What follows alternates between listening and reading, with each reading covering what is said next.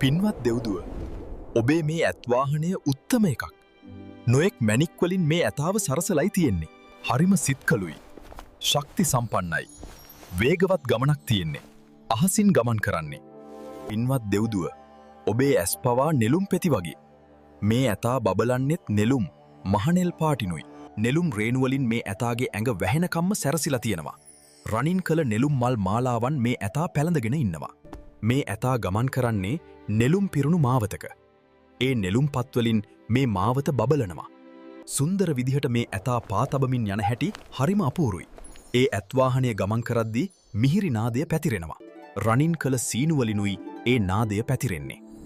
පංචාංගික තූර්ය නාදය වගේම ඒට සුන්දරයි. මේ ඇත්රජාගේ පිට උඩ ඉන්න ඔබ දිව්‍ය සලුපිලිවලින් ලස්සනට සැරසිලයි ඉන්නේ.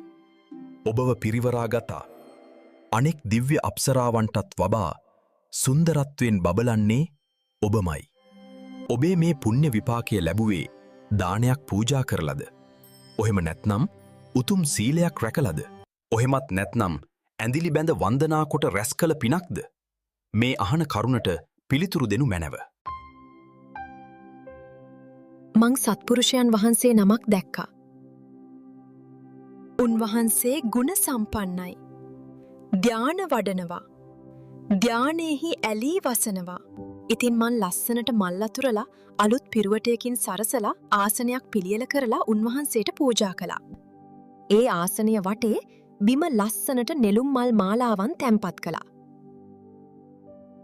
නෙළුම් මල් පෙති ලස්සනට විසිරුවා දැම්මෙත් මේ අත්වලින්මයි. ඒ කුසල කර්මයේ විපාක වශයෙන් තමයි මෙවැනි සම්පතක් ලැබුණේ. දැන් දෙවිවරු මට සත්කාර කරනවා.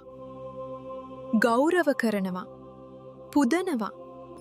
ඇත්තෙන්ම යම්තාක් අවබෝධයෙන්ම කෙලෙසුන්ගෙන් නිදහස් වුණ ශාන්ත ජීවිත ඇති බ්‍රහ්මචාරීන් වහන්සේලා කෙරෙහි සිත පහදවා ගන්නවනම්, ආසනයක් පූජා කරගන්නවනම්, එබඳු කෙනෙකුට මට වගේම දිව්‍ය සම්පත් ලබාගෙන සතුටු වෙන්න පුළුවනි.